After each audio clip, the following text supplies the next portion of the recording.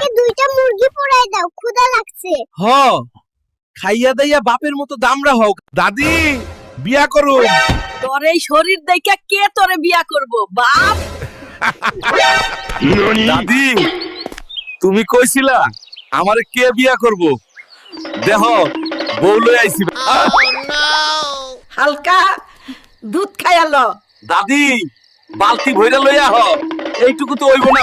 হালকা তুই আমাদের তোর বুয়াতে দাওয়াত করলি খাবার জন্য, কিন্তু তুই তো আমাদের দিয়া অনেক কাজ আরে করাছিস। বোকার দল, যত কাজ করবি তত ক্ষুধা লাগবে, বেশি খেতে পারবি। কালকেই তুই বাপের বাড়ি চলে যাবি? তোর কত বড় সাহস, তুই আমারে মশারি টানাইতে কস?